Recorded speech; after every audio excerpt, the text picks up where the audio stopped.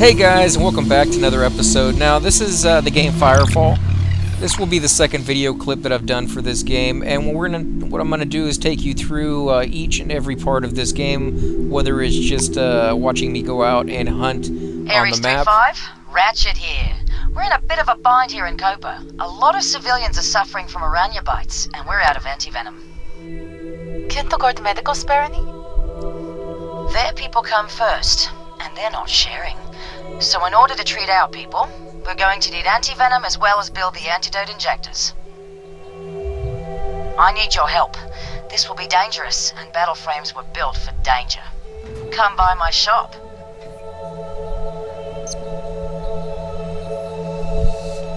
So as I was saying, I'll take you through each one of the quests that they have for us. And of course they have one just to start with to get you introduced into the game and kind of ease your way in. Now right here is where you can pick your battle frame. So this is basically the class that you will play. And as you can see, you have an assault class, a biotech class, engineer, recon. And I've already played a little bit. I played when it first came out. But it wasn't quite ready. There wasn't a lot to the game, and they had a lot of bugs, so I figured I'd give it some time. So I've come back to it, and I can see there's a lot of changes to it. But so I'm going to play a class that I haven't played before, just so that I can level up with you guys. So it's going to be Biotech is the one I'm picking.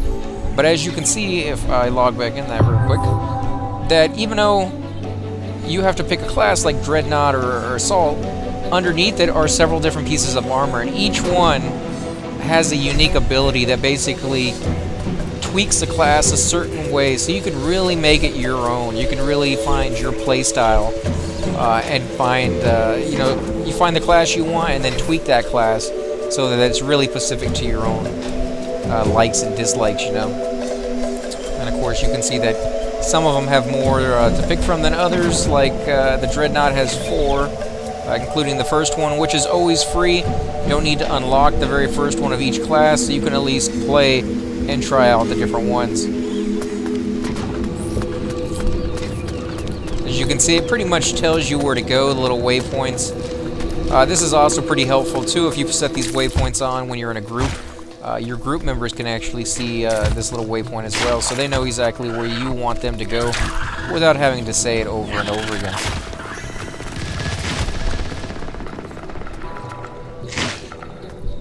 That was some kind of enemy got in here, right there.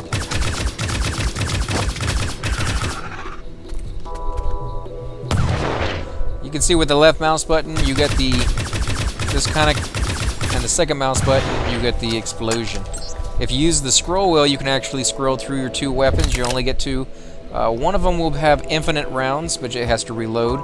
And the other one doesn't have infinite rounds right there. You can see 50 out of 304. Usually the one without infinite rounds is stronger, and therefore you probably want to use it more often. The one with infinite rounds sometimes it's pretty nice, but it's usually a lot slower, and then it takes quite a long time to reload.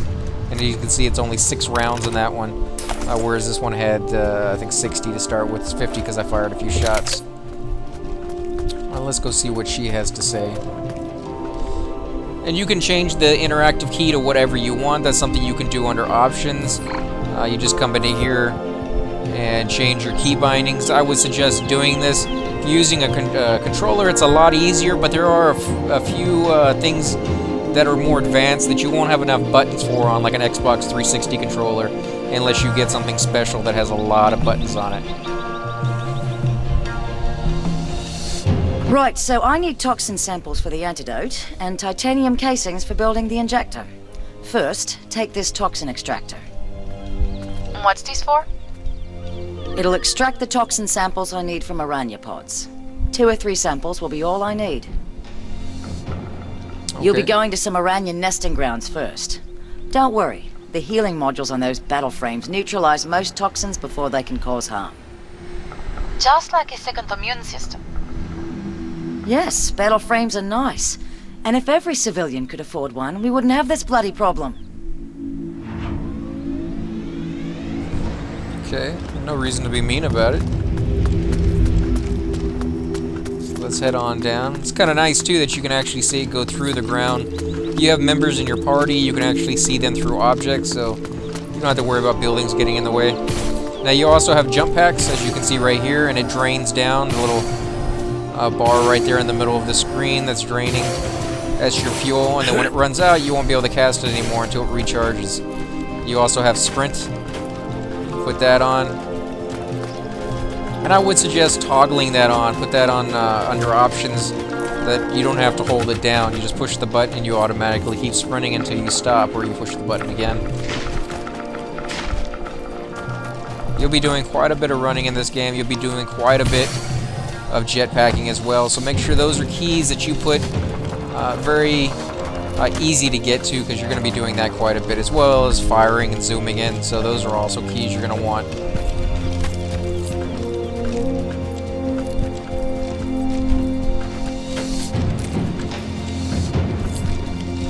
There. You see those araña pods? That's where we'll get the toxin samples.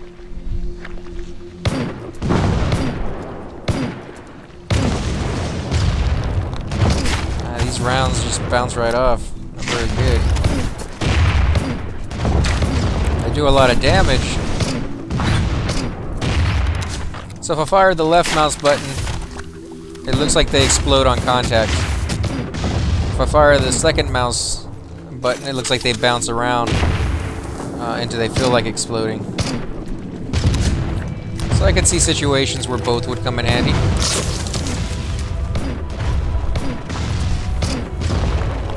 Now, you don't have a main level, as in your avatar doesn't level up, but your character, for the class you're playing, basically the suit does. So your, this one right here will be the medic, basically. He will level up, but it doesn't affect Dreadnought. If I'm playing the Dreadnought, he'll be at level 1 because I hadn't played him. So it's kind of nice that every suit that you get, you can pretty much start over and level up. It gives you something to do. A lot of the times in these games, after a few weeks or months, you pretty much maxed out your character, and there's really nothing left for you to do other than collect armor. In this one, the armor is your level, so there's always something more to get.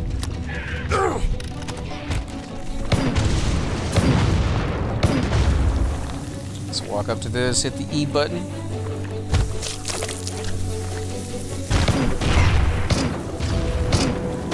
I'll even switch over to the other one so you guys can see what the other weapon is like. And you can make up your decision on your own whether you like this one or the other one. And you can change these weapons too. Some classes are restricted to certain weapons. Boss. Oh, that one looks a lot easier. That's the second mouse button for this one. And you can see your health bar is down on the bottom. It's a little green.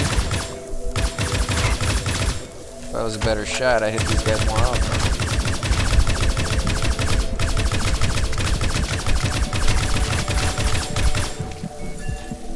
There we go. And you can hear that I'm almost dead, or I'm dying. So let's go ahead and loot this. Or not.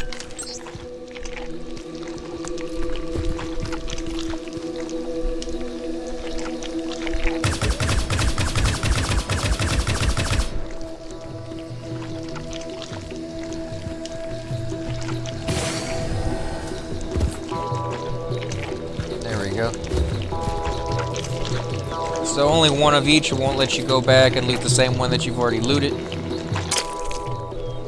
Okay, we have the samples. Those arañas were not happy to see us. Yeah, these days, there's no such thing as a simple stroll around Coral Forest. Next, I'll need titanium shell casings. We'll be sure to find some in Accord trash heaps. The Accord uses them for their ammunition, but they haven't started recycling them yet. Great. I just had 3-5's battle frame cleaned this morning. If you're looking to stay clean and smell pretty, you chose the wrong line of work, 3-5.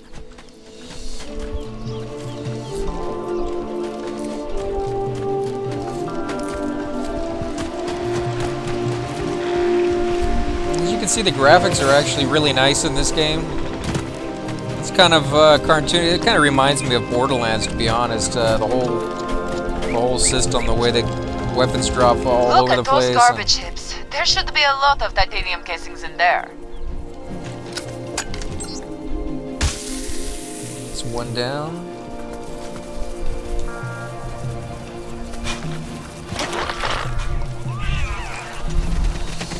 We just need a few more cases.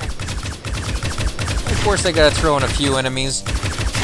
Now, sometimes you'll run into these enemies that have nothing to do with the quest. These guys will spawn all over the map. You can see these guys are red because they're level 4. And the experience bar, in case you're wondering, is down on the very bottom of the map. Or the screen, I should say. In fact, I'll switch over to this one. With large groups, I think the grenade would be better.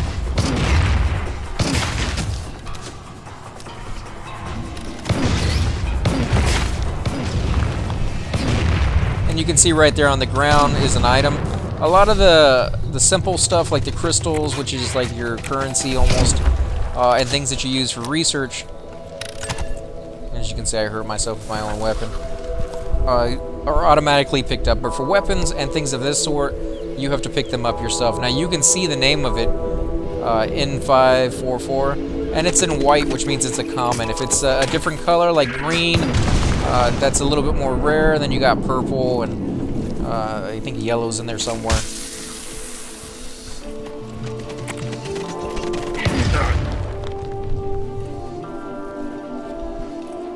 Come over here and grab this one real quick.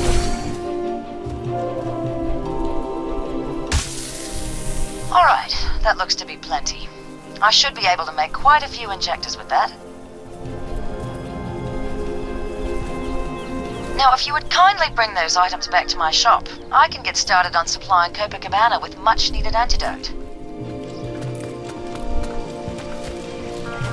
Even that same quest kind of from Borderlands, you know, like with the doctor who was doing his weird experiments.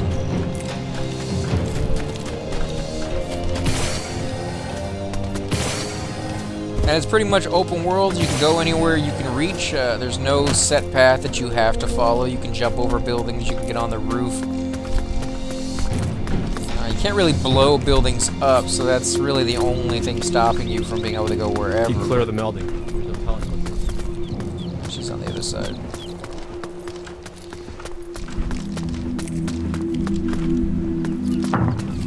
Here we go. Let's turn this in. Well, those are some excellent samples. And these titanium casings should be perfect for making injectors. I'm liking this area's initiative the Accord started. Here's what I owe you for the job. Expect to hear from me in the future. At the very least, the Iranians aren't going anywhere, and we're likely to need more antidote again. And there you go. You got your first level done with, the first quest done with. And as you see over there on the left-hand side of the screen, it shows, it says the N keys needs to be pushed, and that opens up all the stuff that you have, whether it's mail, that you leveled up. We can go ahead and view that as well. Click the left mouse button, which is your fire button, whatever you set that up as. And you'll see that your ability, you got Healing Wave. That's your very first ability. It's right there above your little health bar on the very bottom. And you need to set that to whatever key is most convenient for you as well. Power rating +5 and health +74. So go ahead and hit finish on that one. Hit the N key again.